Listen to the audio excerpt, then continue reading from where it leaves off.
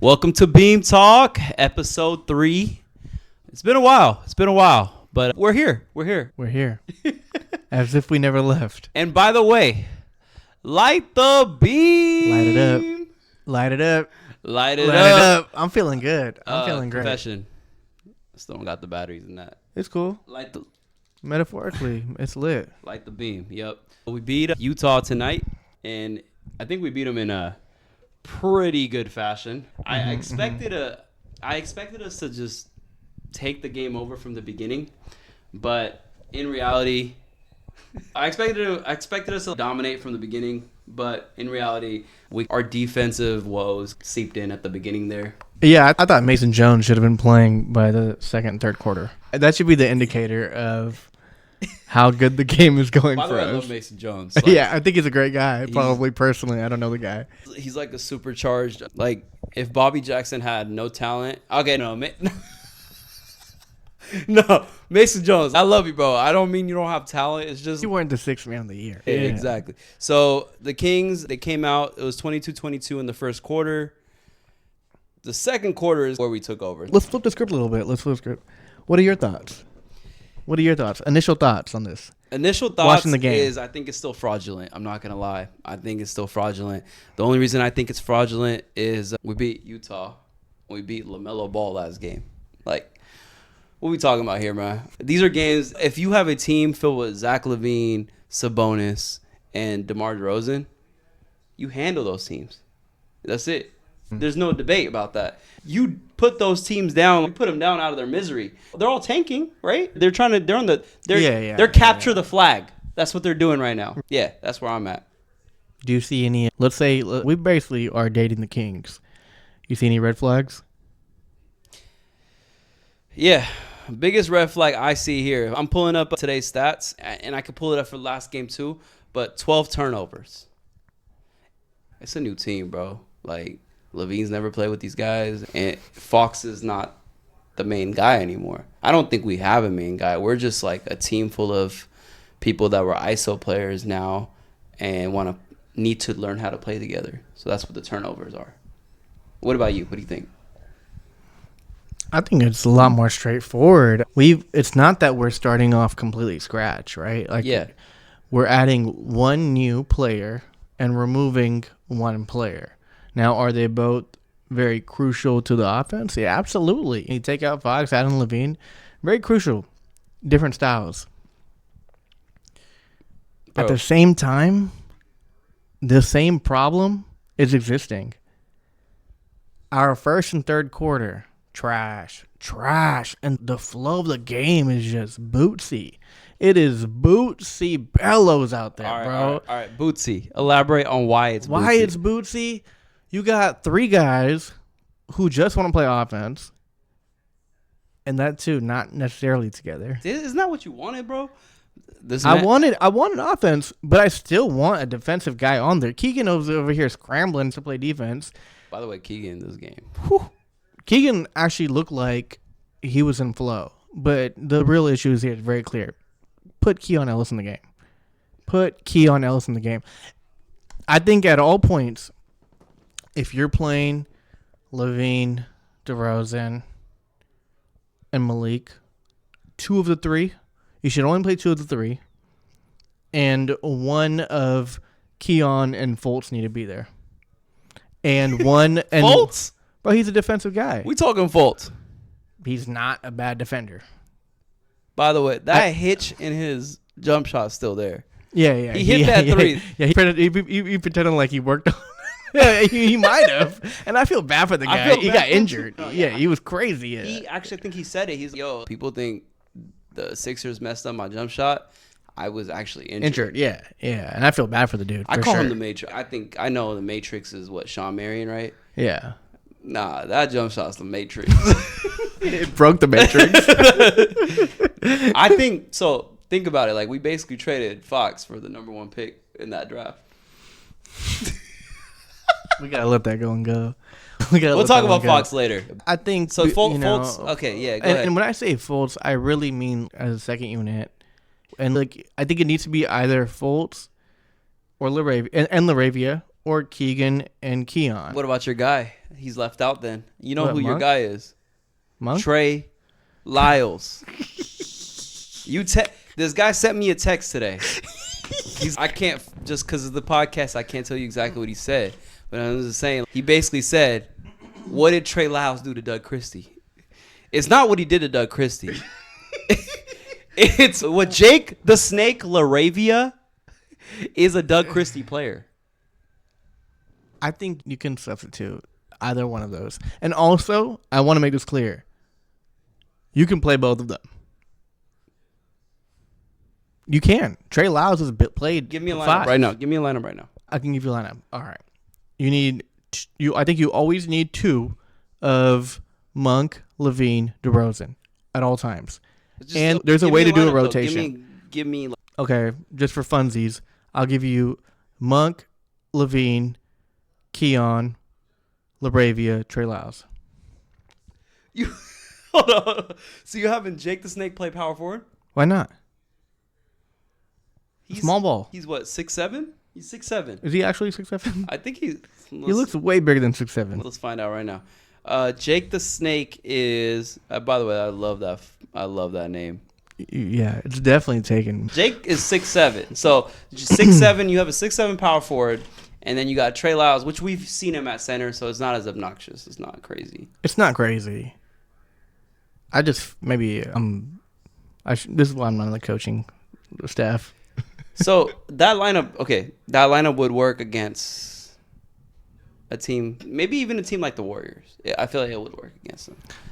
I think you either play a lineup like that against slow bigs and you want to outrun them, or you play against matchups. Yeah. Yeah. But Trae Lyles, so from back to the original point. How do you play Trae Lyles? Yeah, exactly. Because you said second unit should have Fultz. And if you have Fultz, does that take away from Keon? And then if you have LaRavia, does that take away from Trae Lyles? Which we saw tonight, I think it does. But the Fultz and Keon scenario, like Keon, I think played all the third, if not like he came in maybe early third, and I think he pretty much played all the fourth. He probably went out for 2 minutes and played the whole fourth. So Keon, I'm not worried about because this team really needs Keon Ellis. And very obviously. Yeah. Okay, let me clarify what I meant.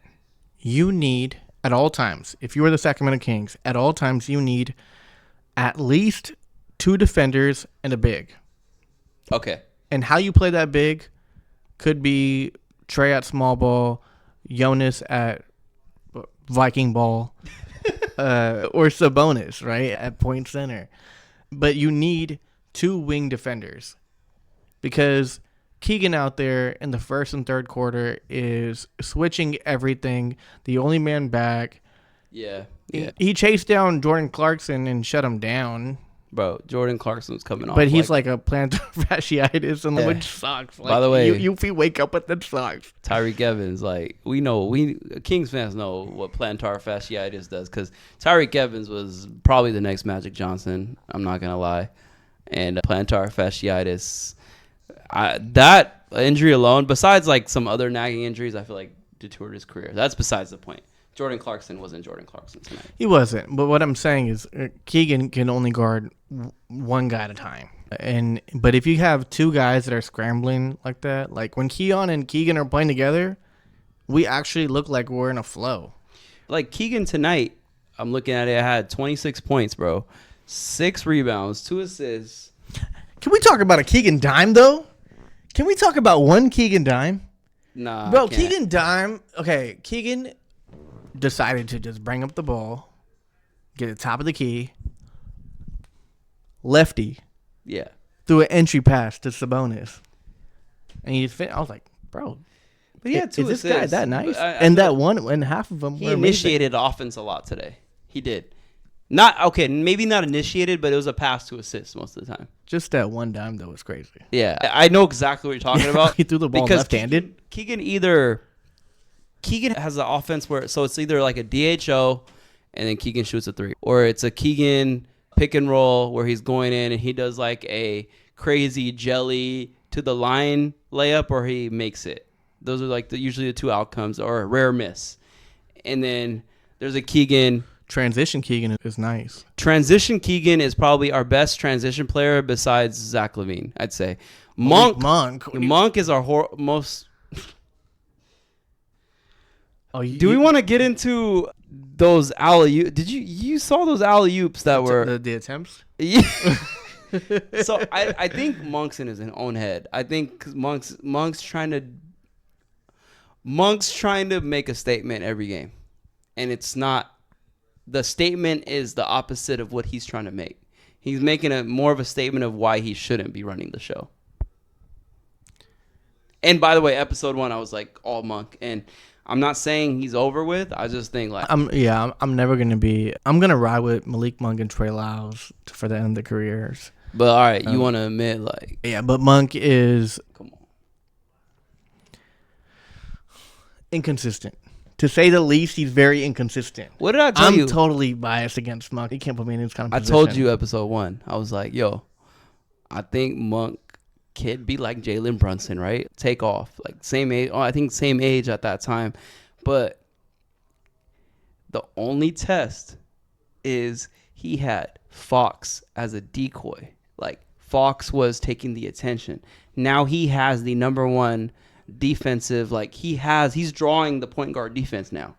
He's drawing the point guard defense, but the thing is that he's getting the same looks. I'm gonna say the same thing about 2 players. Zach LaVine and Malik Monk are making horrible decisions. Zach LaVine is making these drop-off passes to Sabonis, interior passes, when you just got to put that thing up or kick it out. Malik Monk has just completely opted out of the pick-and-roll game. Yeah. I don't get I'm that. like, why did you stop the one thing that was working? And now Sabonis' numbers are going down. That should be the bread and butter of offense. It literally should be. When you have a LaVine that is a kick-out guy, he does not want to run DHOs. He needs the ball in his hands either as an ISO. He's been doing the last 2 games. I don't think it's his thing, but because he's not. A bulk of his points last 2 games have been coming in a flurry of threes, which has been insane. So I caught Sabonis's pre-game post conference. The practice. He said he don't like it. No, so he basically said he was like, "Yo, yeah." The reporter asked him like, "Yo, has you and LaVine had the conversation like trying to build the chemistry?" And Sabonis was basically like, "Yeah." He told me, "I don't like the ball that way. I like the ball passed to me." So he could just get out of the way. Yeah. Basically, he told Sabonis, "Give me the ball and just get out the way." Yeah. So LaVine doesn't want to do DHO. Yeah. I don't think so. I think it would be really beneficial for his game. But I think, this is... At the end of the day, he's a professional, so he knows much better for himself. I'm taking LaVine's side on this. I'll tell you why. Yeah. I think LaVine is saying, yo, y'all traded for me mid-season. We don't have time to figure out a DHO offense that I've never done my whole career. Let me just cook, and we'll have training camp next year to figure out this DHO offense. I'm going to ask you a question. Are you ready for this? I don't know. Go ahead, though. Go ahead. You're going to have to fall on your own word here, and hopefully not on your own sword. Earlier, we made some predictions. You said 5th seed for the Kings. It's not out of range. It's not crazy. What is your realistic expectation of the Kings at this point?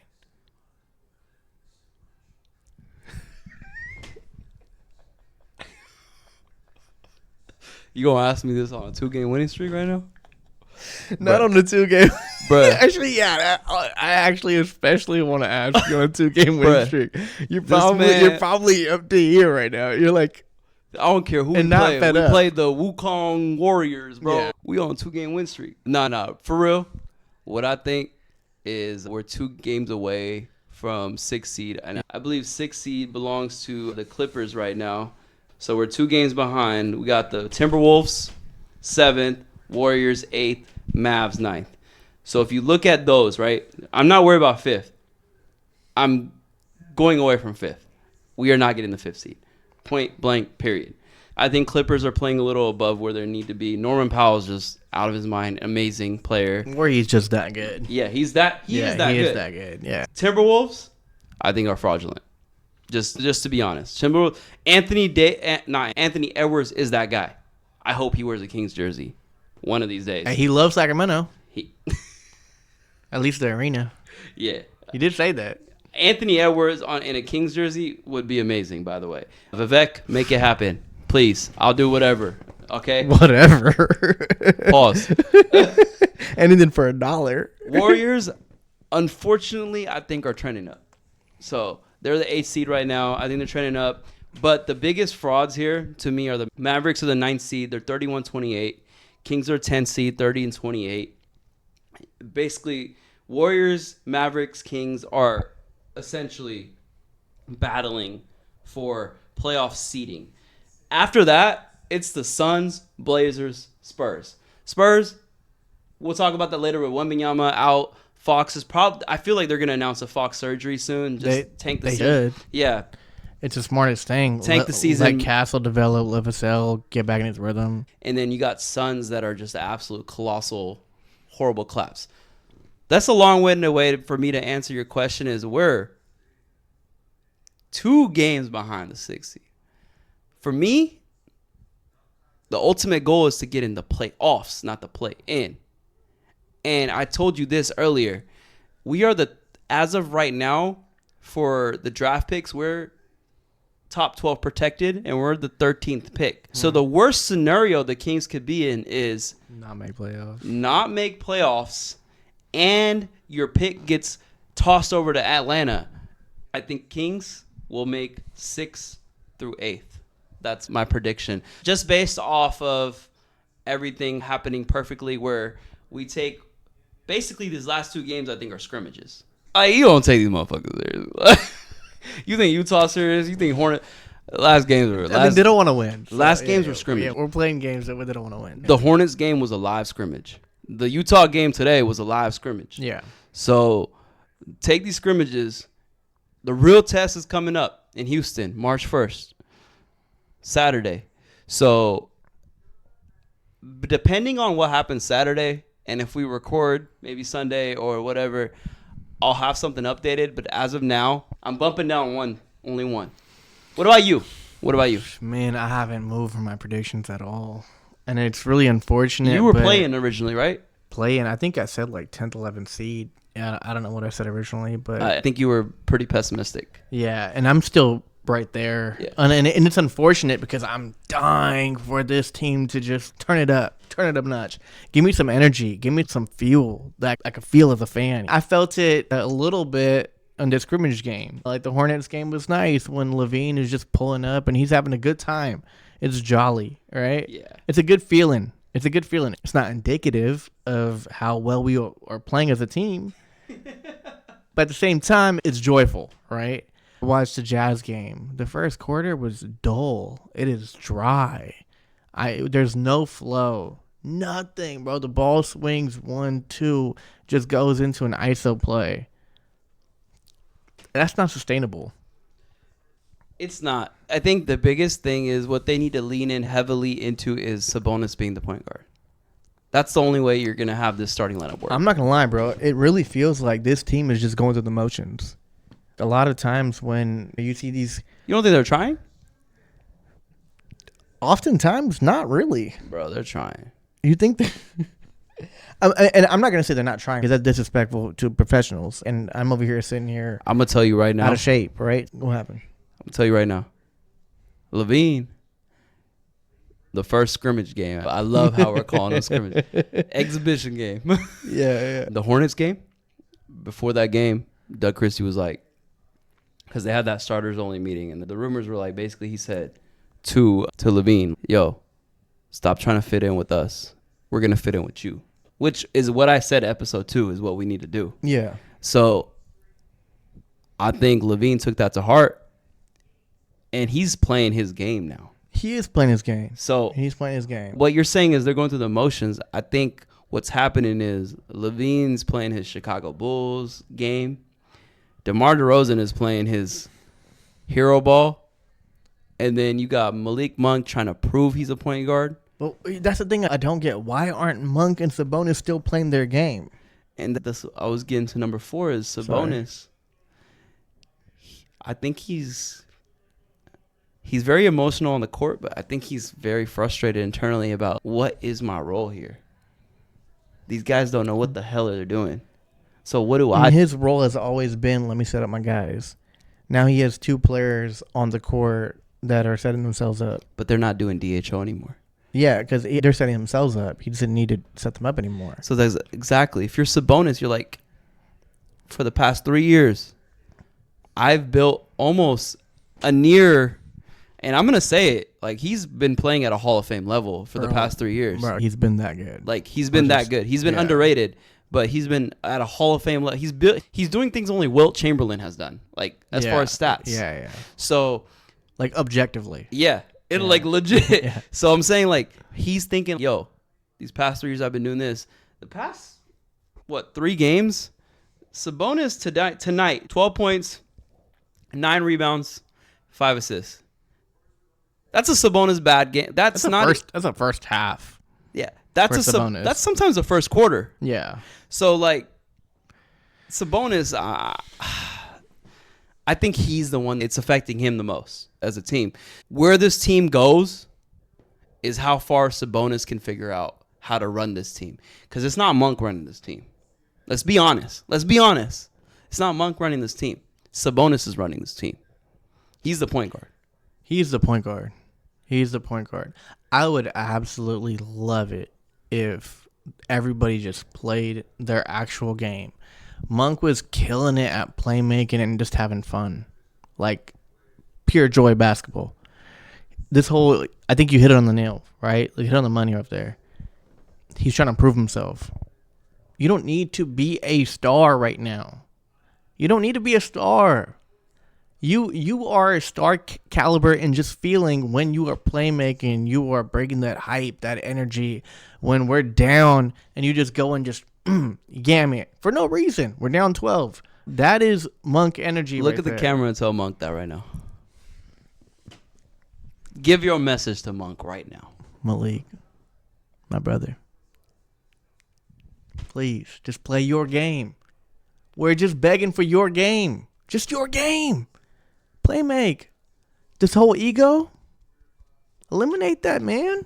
This is your game. That's all I'm asking you to do. Monk is the epitome of not just a locker room guy, a guy's guy, somebody who just lifts your spirits up. And the way he does it with his energy on and off the court, just play that game. You don't got to prove yourself. We already love you. That's all it is. Malik, Sacramento is yours already, brother. Yeah. You don't have to. I feel like I'm going to talk to you, Malik. Yo, I'm going to talk to you, brother. Yo, you don't have to fill Fox's shoes. That's not your job. You are Malik Monk. The keys have been handed to you. And you play your game. Run the team like you normally did. You don't have to do anything extra, anything flashy. You play flashy, right?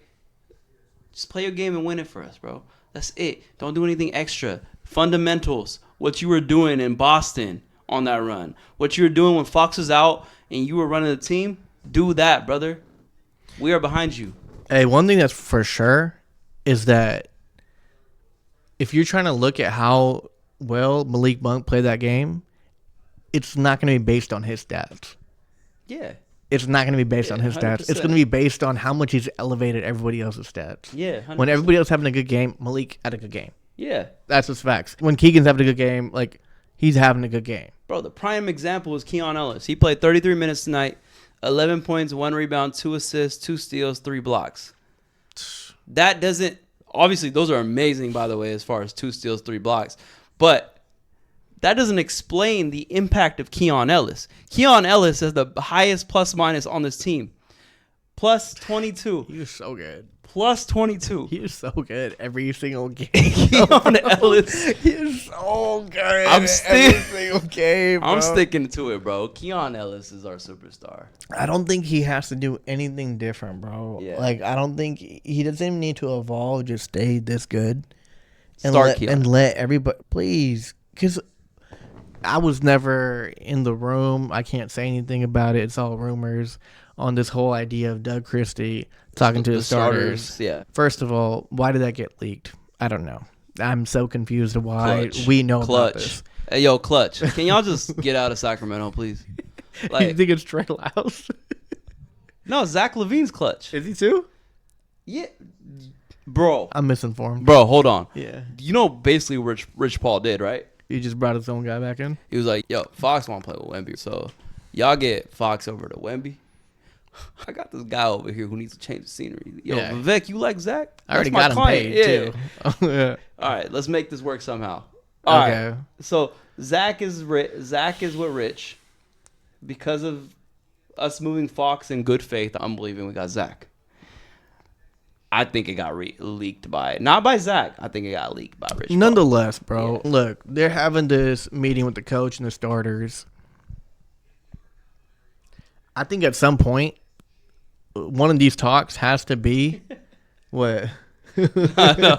Go ahead. At some point, one of these talks has to be, yo, we put you in the starting position, either lock up, actually play some defense, because right now, it looks like Mike Brown's coaching, right? I'm not gonna lie to you guys. What's wrong with Mike Brown, bro? I love Mike Brown. What's wrong with Mike Brown, bro? But one thing Mike Brown didn't do was stick to his guns. And Keon Ellis right now is proving every single game why he should be a starter. Let's keep it solid. Hey, yo, Mike Brown, what did Keon Ellis do to you, bro? Why you hate Keon Ellis so much? I think Keon Ellis He pissed in his cornflakes. did what did to Mike Brown as Trae Lyles did to Doug Christie. Whatever occurred, Keon Ellis pissed off Mike Brown the same way that Trae Lyles pissed off Doug Christie. It's crazy that Keon Ellis didn't play under Mike Brown. Like, Keon Ellis, 100% believe Keon Ellis should have started since day one. And I still think he should start. He should definitely start. And that should be the message to the starters. If you're talking to starters, look, we gave you this team right now. Either play like starters or we're going to find a replacement. You know what the highest plus minus lineup is with this new era Kings team? It's got to be Monk, DeRozan, Monk's not in Ellis. Okay. Ellis. Levine, DeRozan? Okay. Ellis, Levine, DeRozan, Keegan, and Sabonis. Okay. That's by far, like, there's a huge gap between the second lineup. What is that telling you? That Monk needs to come off the bench again. Yeah, Mike Brown was on something for a long time.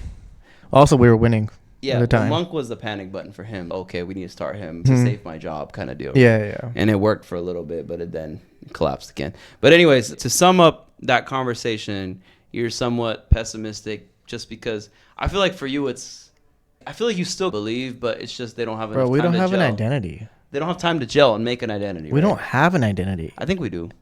What is our identity? Run and gun Levine. What does that even mean? Run and gun Levine. And you play that with DeRozan? Like we said, episode 2. You run and gun with Levine, and then DeRozan is your switch up if that's not working. He's your Harrison Barnes 2.0. Now you get when you need a bucket. Now you getting there, bro. DeRozan is your Super Saiyan Harrison Barnes. I'm gonna tell you two things. Two things I've been hearing from Pops.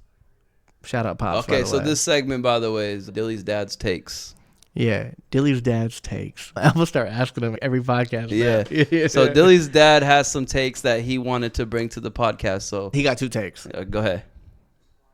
Is Zach LaVine Steph Curry? And I had to ask him, is it because he's light skinned? And he goes, that might have something to do with it. Yo. But then you got to remember he lit up the Hornets, just not missing anything. So he also did it today, by the way. Yeah. So yes, but he can shoot too. He's light skinned. He can shoot. So your dad's basically saying could Zach LaVine have been Steph Curry if he was in a better situation? I don't think he thinks they're the same people. In fact, he actually told me to make sure I don't say that. I was like, it's all good though. like you could get away with this one. I was gonna say I somewhat agree with your dad, but all right, what's number 2? Number 2. It wasn't even a take. He just wanted to let him know that Sabonis' cousin hit a 3 today, and that shocked him. Lithuania lasagna number 2. And because he doesn't know how to say his name properly, you know. So he said Sabonis. He's like, "This is his cousin." Hit a got me 3. confused. Yeah. Okay. So, And I knew what he meant right off the bat. so Sabonis' cousin hit a 3 today. He just wanted to put that out there. And I was shocked. Yeah, Jonas Valanciunas. I honestly, He was playing crazy bully ball. as soon as he hit that 3, I was like, I didn't know he had that in his bag. Has he ever hit 3s like in other? Nah, he was hitting 3s. Oh, okay. Sometimes. It looked like every time I watched a Pelicans game that he was letting the thing fly. He destroyed us every time he played us. Honestly, he's doing very well for our team. By the way, yeah, Sabonis gets to rest a lot because of him. For good reason. Yeah. And for good reason. And they're boys. Yeah, they're boys, yeah. So that's the best part. Okay, so Dilly's dad's takes Zach LaVine, Steph Curry. And number 2 is, or no, it's a statement. It's not even a take. It's not a take, yeah. It's just, Jonas Valanciunas hit a 3. Wow. Yeah, it's a wow. It's a wow. It's a wow. Shout out JV. Okay, all right. As far as the Kings go, so they beat Hornets and then they beat Utah tonight. Their schedule. Let's talk about it.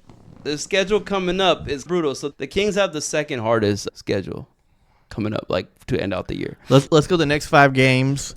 So next I'm down to five, make a couple predictions too, because that's probably when we're doing our next podcast anyway. Yeah, to be honest. All right, so the next 5 games coming up. So we got the Rockets, we got the Mavs, we got the Nuggets, and we got De'Aaron Fox coming back to Golden One, the Spurs. And then I'll throw the 5th one in there is the Clippers.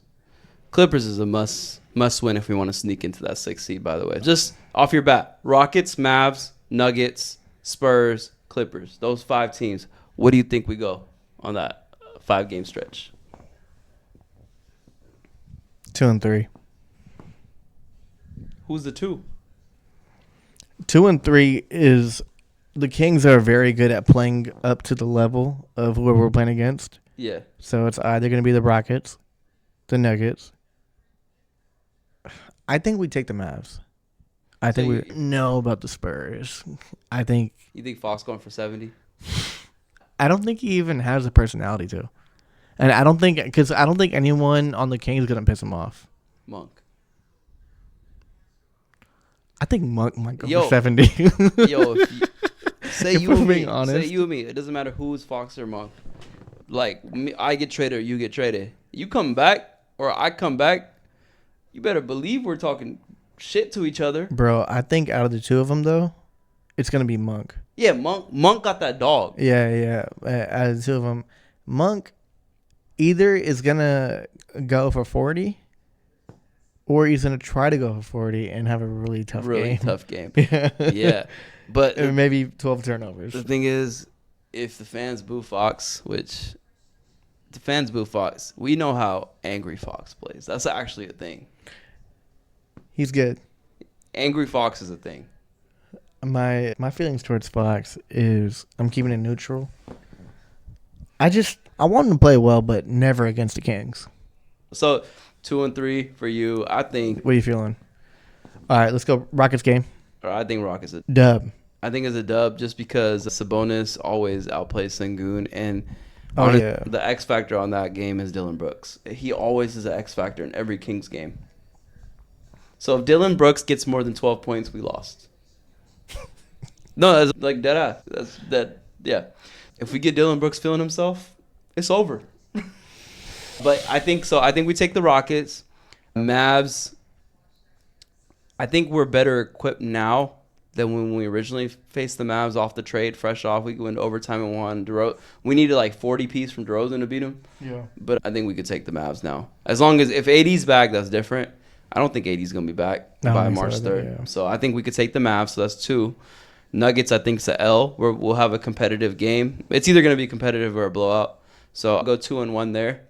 Spurs, I'm a homer. I got to believe Monk's going to just dog Fox. I'm doing 3 and 1 there. Clippers, for some reason, they always have our number. I think we're going to get blown out in the Clippers game. So that's, what is that? That's 3-2. Yeah, 3-2 is what I'm looking at. So you basically the same thing, but you think we're taking... I'm thinking we're taking 1 extra game than you. Yeah, you think we're taking the I think we're stealing either... You don't think we're going to win the Spurs game for some reason? I don't know. I really don't know. They don't have Wembanyama. Yeah. Who's gonna guard Sabonis? The thing is that we probably take the Spurs game and we take the Mavs game. That's what I think. I don't think we're beating the Rockets. I don't even. So actually, I do take that back. I definitely don't think we're beating the Clippers. I think that we beat the Rockets. Like the I Rockets. know we aren't beating an the issue Rockets, to us. but bro, And those games, I like you don't can't even trust add the this. Fox bias to it because I feel like those games. you Fox can didn't- though, He didn't really bro. add much. To those The games. difference between Fox and Levine defensively. Bro, nah. I'm not gonna let you go there because Levine tonight was amazing defensively. In a scrimmage. You got to start somewhere, bro. You gotta start somewhere, bro. Come on. Bro, Levine, okay? An impressive game for Did you Levine see this? defensively is a regular Fox game. That one play in the post where, See, you're singling out plays already. yeah, man, Flipowski was posting him up and Levine bodied him. Come on, Levine's a dog, bro. I think Levine gonna change for Doug Christie, fellow Seattle, and I'd be cool with that. I'm not gonna lie, man. I'm on the Levine train. I'm not gonna lie. I'm fully bought in, and I've been a huge Levine fan since the dunk contest. So I'm not anti-Levine. I'm not anti-Monk. I'm not anti-DeRozan. I think they're all phenomenal players. you're anti them together. I just don't see it happening yet. I just want them to show me. That's Yeah. it. Just show me, man. Yeah. Just show me. Make me believe. They showed you the last two games with those scrimmages.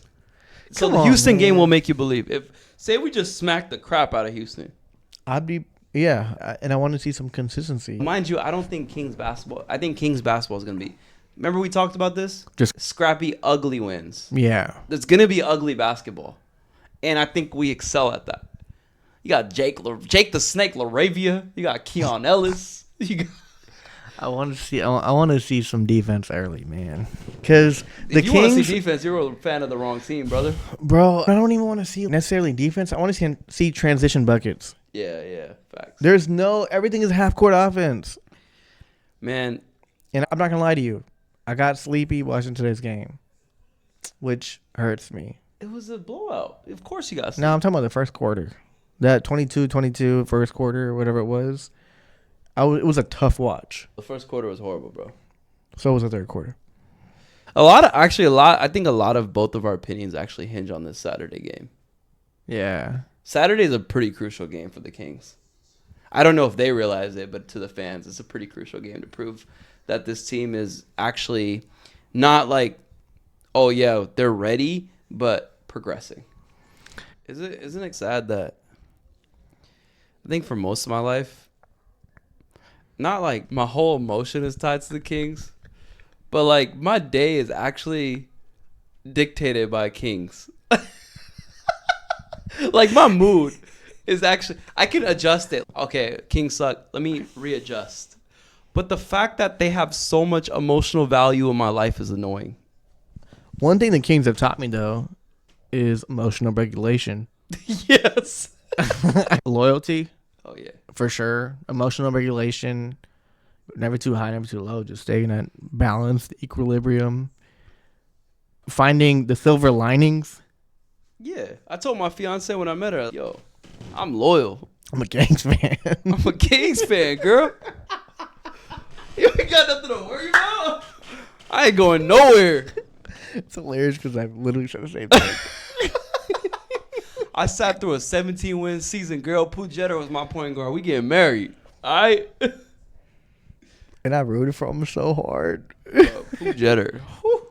This is transitioning into off-season talk real quick. Okay. I want to ask you, because I think we do need to make a swing for the fence move for a point guard. Who do you think the Kings should go after? Because we have 3 first-round picks now. We have like picks we can trade. We have DeMar DeRozan's salary. Like we have things we could trade. In my hypothetical, financials matter, right? Because I'm going to keep it a bug with you. Financials matter, and you could also use picks. Okay, because I'll be honest, I don't know how they can make it work. Trae Young is an actual realistic Bro, pick. Yeah. that was mine. Yeah, I think he's an actual realistic. I think Trae Young needs to come to Sac. Yeah, I think that's a very realistic one. That's not so crazy.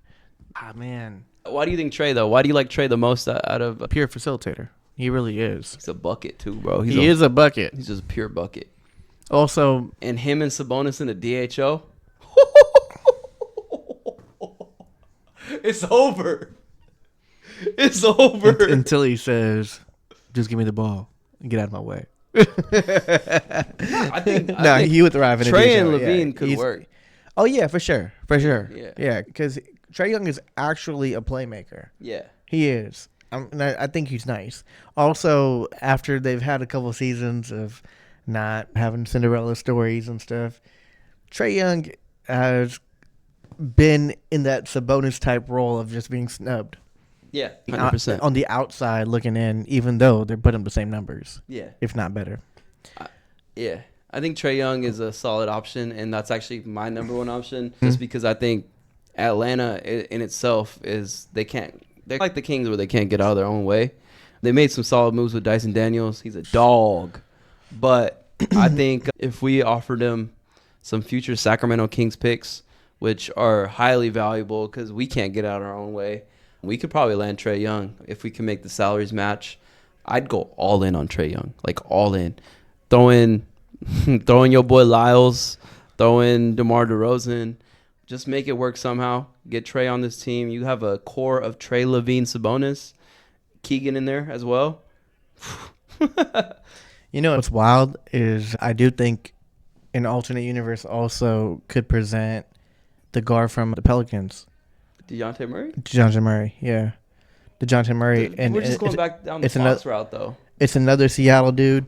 That's a Fox. He's like a... What do you mean the Fox route? So Fox is... I'm going to compare this to Pokemon, just because we're Pokemon. Like, Fox is Charizard. And then you have, like, the evolution downgrade is DeJounte Murray's like a Charmander, bro. Yeah. And Charmeleon is probably Russell Westbrook. DeJounte Murray, though, he's a defensive guard. He's a defensive scoring guard. I want a lower version of Fox. Yeah. Don't give me that. Give me Trey Murphy. Man, I know we're talking about next season already, and it's way too early for that. Trey Murphy is so good. Dog. He's so good. He's literally everything. They're not going to get rid of him. That I thought about Keegan. And actually, the only difference is that Trey Murphy just pulls it. No hesitation. Let's not hit that button yet. Because I think Keegan's up for his extension next year. I think Keegan's nice, man. He deserves the same extension that Trey Murphy got. I think Keegan... He's making $20 million a year. Keegan's trajectory right now, if he doesn't turn up, is Cam Johnson. But if he turns up, he could be much, much greater. He could be a superstar. He has all the tools to be a superstar. Yeah, literally. All the tools. Yeah. Okay, so I feel like we've touched base on how we feel about the Kings. Obviously, we hope they like I know both of us hope they go 5-0 this next stretch. So if that happens, the podcast gonna be wild. We are decking this thing out. If that happens, bro, like legit, you gonna tune into the next podcast. We're doing the podcast at Golden One Center. We're doing the podcast on top of the beam. Yeah, I'm taking this camera. We're doing it on the beam. I'm gonna call Vivek Uncle. So that's the Kings talk, right? The Vacant Sons. Vivek and Sons. That was almost the podcast name. Yeah, we were workshopping podcast names. That was almost one. Okay. Around the NBA, we talked about the Kings. I want to hit 4 big stories in the NBA and get our quick thoughts. Number 1 is Victor Wembanyama's injury. Obviously, deep vein thrombosis. I did some workshopping, looked it up, found like ChatGPT'd a lot of stuff, and I think this is the same thing that Chris Bosh had. Mm-hmm, yeah. And obviously I think Chris Bosh is more serious because it was in his like legs, which can travel to the lungs and become serious. It's crazy that I found it's crazy that they found it in his shoulder because it's almost nearly impossible to find it in the shoulder. And they found it. His shoulder's been hurting. Obviously, we wish a well recovery Victor. He's probably one of my like favorite prospect coming in and also favorite players. But what are your thoughts on that? Worst outcome, best outcome? What do you think about that? It's not up to me to make any projections on Wemby. And my only thoughts on Wemby are this man is such an iconic player already. And not just the fact that he's naturally gifted, but the fact that he's fine-tuned his game so much I saw a clip with Jokic and him, and I read before every game. Oh yeah, that was funny. Right, he's working Jokic, bro. He's just laughing. Yeah. I love Jokic. Yeah, he's hilarious. But Wemby's the type of player where he's working both sides of the brain. His mobility is off the charts. His skill set as a ball handler, a shooter, the way he plays is highly skilled, not just your natural gifts. And my only thoughts are I wish him well. I hope he has a quick recovery. I hope he bounces back. And he's not just a prospect. He's already a star. He's already an iconic player. I think he's the next face. Like, I thought it was Ant, but I think it's Wemby. Yeah, Wemby is...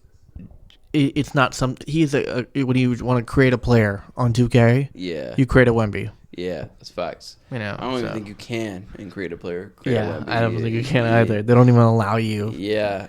So to be that good. Speedy recovery to Wemby.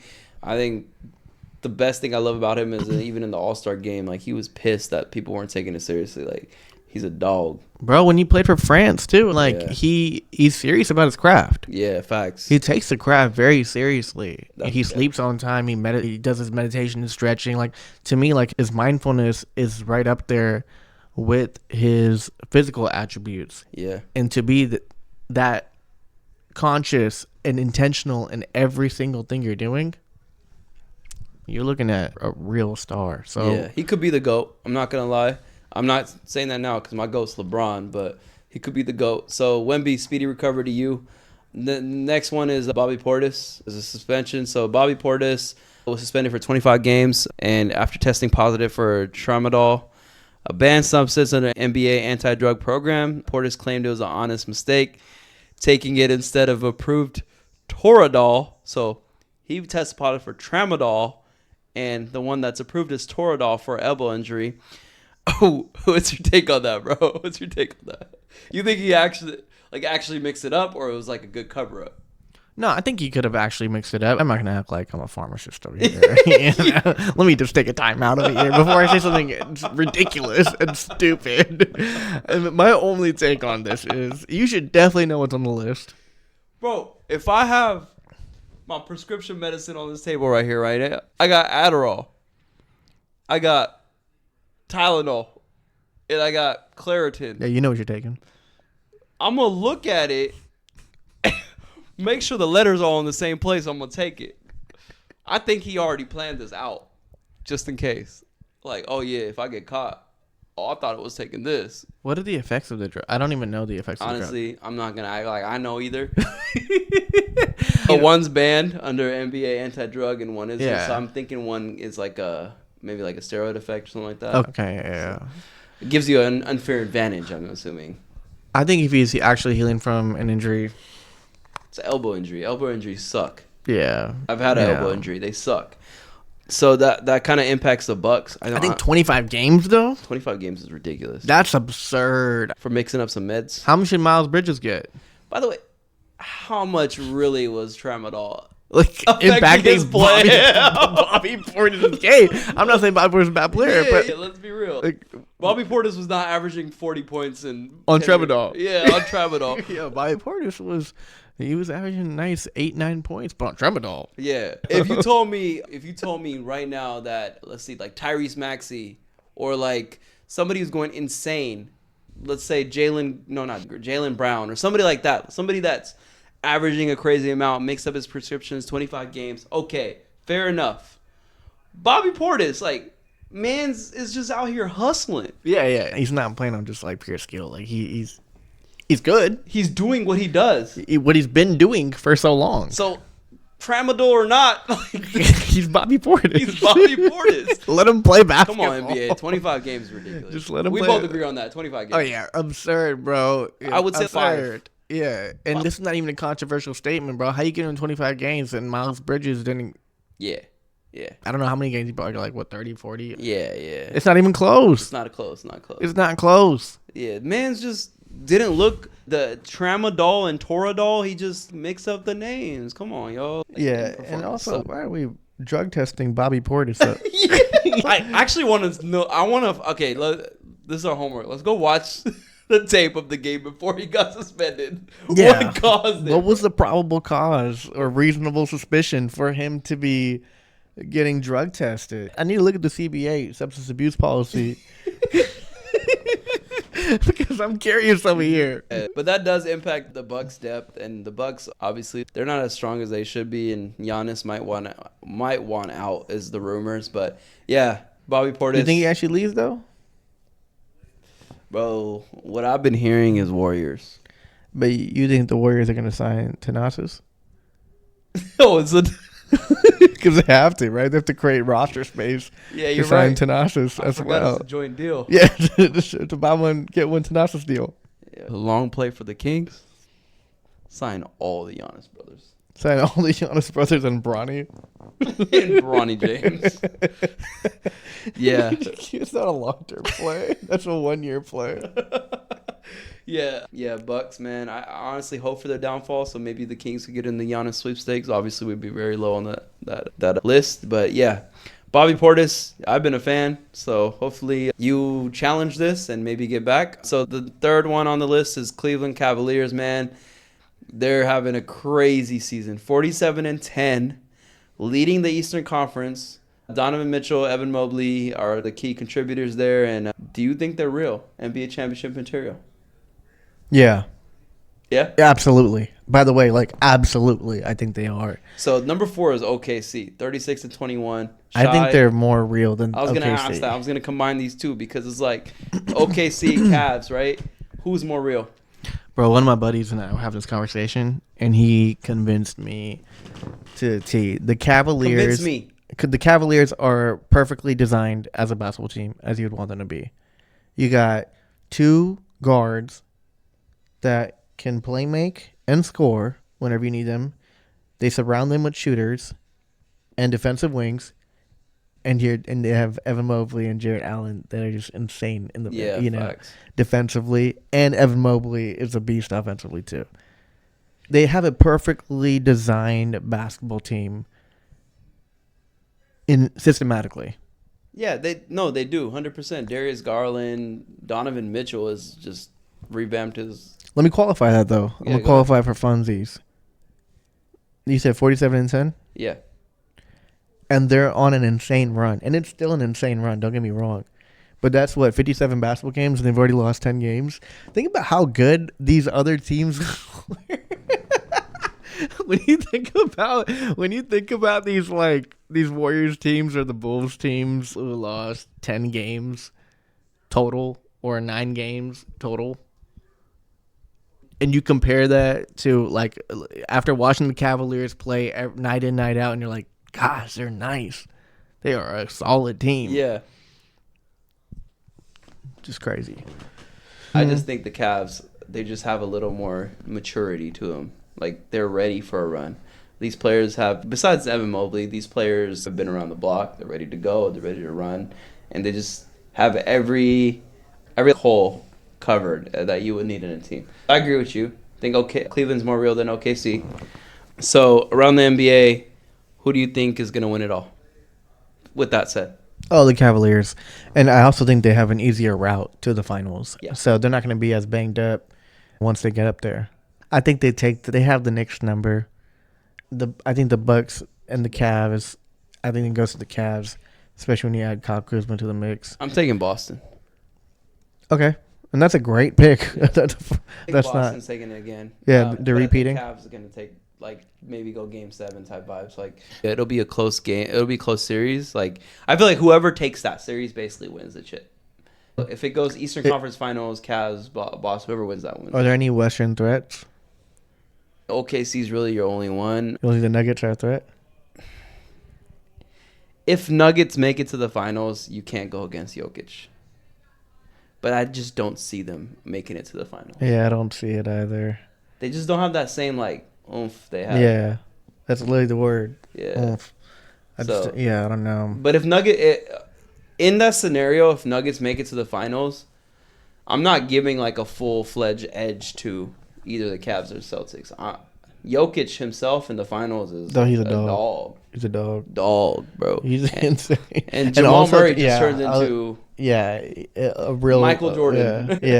And Michael Swing the Rock Porter Jr. Yeah. It's crazy. Yeah. So I'm betting on him like his brother bet on himself. That's a good one. That's a good.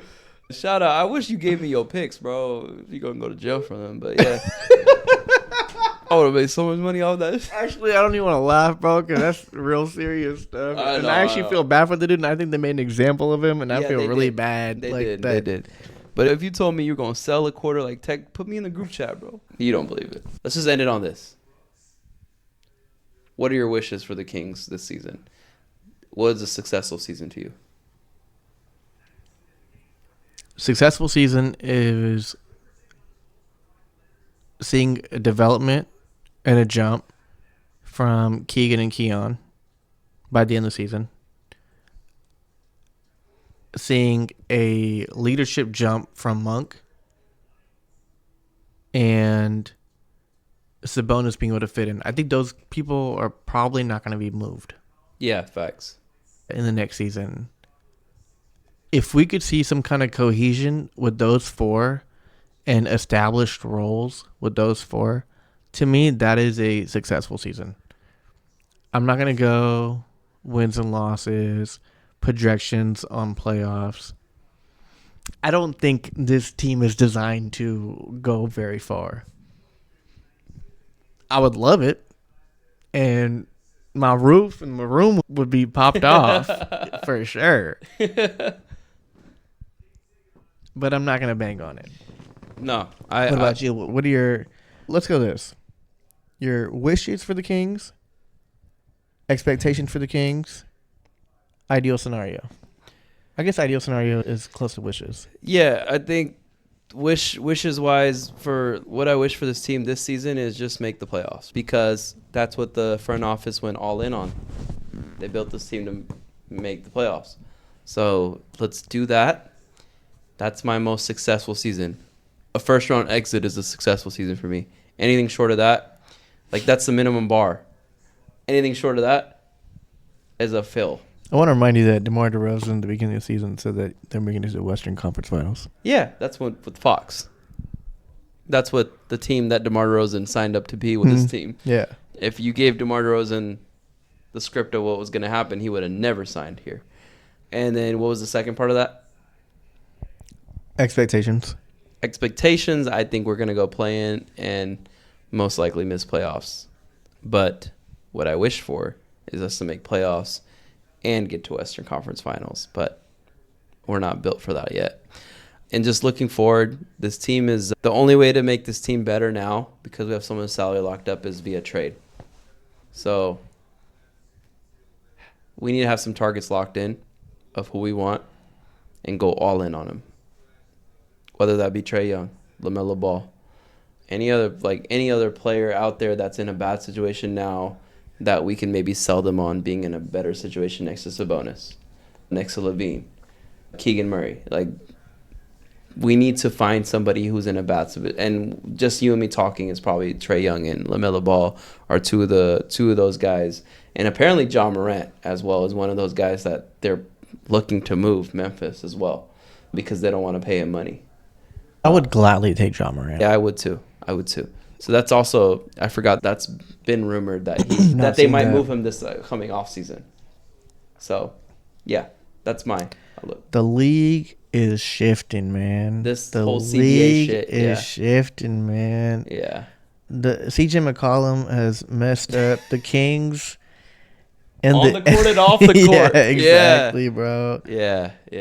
Bro, this CBA has wrecked this. I think now, because of CBA, we're at the times that we're going to see less of the Steph Currys of staying on your team the whole time, the Dirk Nowinskis and all that, and it's just going to be people jumping from team to team now. And if that's what it is, we're going to turn into baseball. I don't even really watch baseball, but I know that stars usually shift to team. Yeah. I don't like that. Yeah, bro, there's established franchises. I think we lose in that scenario. Yeah. There's when you have players that stick around That's what creates that feeling of nostalgia. Yep. And I think we've been missing that in the NBA for a little while now. We're missing that feeling of, this is my home base. I'm going to defend my home base. That's why I love Boogie. I ride for my home base. I go hard for my team. Now it's a business. You never know what's going to happen. Who are we going to land with? This is my teammate. We're just coworkers. Yeah. It's not, okay, you need coaches who are coaching professional players to put their egos to the side and be like, yo, greater good right now. We're going to develop something. We're going to create something special here. Yep. It's not like that anymore. Yeah, unfortunately it's not. And that's just the way the league's heading. Hopefully they can, if they can fix this somehow. I don't know, CJ McCollum is going to, the fact that Our arch nemesis is the one that's handling this is shitty. But yeah, Kings fans, we'll see what happens, man. Like, we're with y'all. We're riding with y'all watching this. I think this next Houston game is a pretty big game. And then we're shooting for a podcast in between after that Houston game. We'll see what happens there. But hopefully when we catch you next time, it's good times. But if it's not, we'll talk about it for sure. We're going to overreact either way. So, yeah. We'll catch you guys. Thank you for tuning in to Beam Talk.